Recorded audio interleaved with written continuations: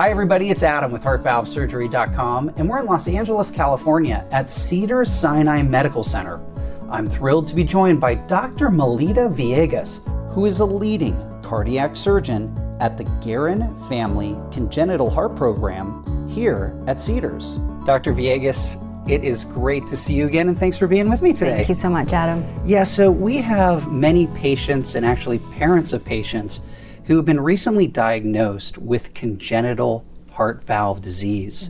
I'm really curious to know, what are the top facts that all these folks in our community should know about congenital heart valve disease? Number one, congenital heart valve disease means that you were born with it. It's something that happened when the baby was developing. So it's not something that anybody did or any type of medication. It was present at the time of birth. Another thing that people should know is that congenital heart disease is actually quite common. It happens in 1 out of 100 births. It doesn't necessarily mean that everyone that is diagnosed with congenital heart disease needs an operation. It just means that there is something abnormal.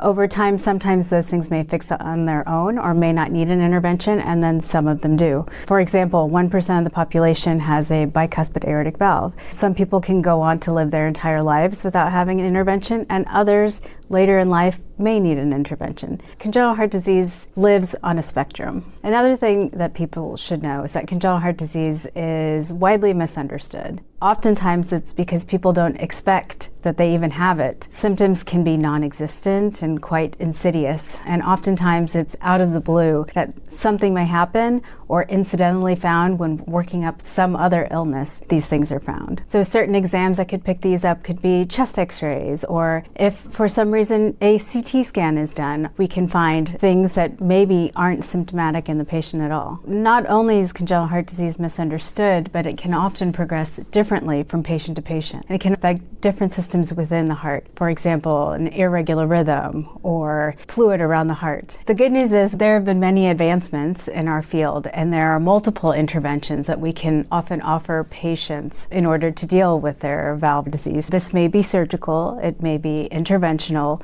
but really looking at the patient and deciding which is best depending on age, what the valve looks like, and several other characteristics is very important. To ensure that our patients live as normal of a life as possible, long-term follow-up is extremely important. Our adult congenital cardiologists do an amazing job of following our patients and making sure that they get the care that they need when they need it. Dr. Viegas, those are 6 wonderful tips for patients and parents who are managing congenital heart valve disease.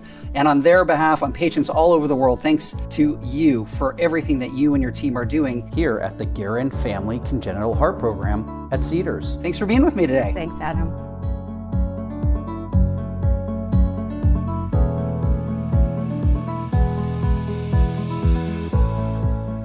Hi everybody, it's Adam. I hope you enjoyed that video. And don't forget, you can always subscribe to our YouTube channel, watch the next 2 educational videos coming up on your screen, or click the blue button to visit HeartValveSurgery.com.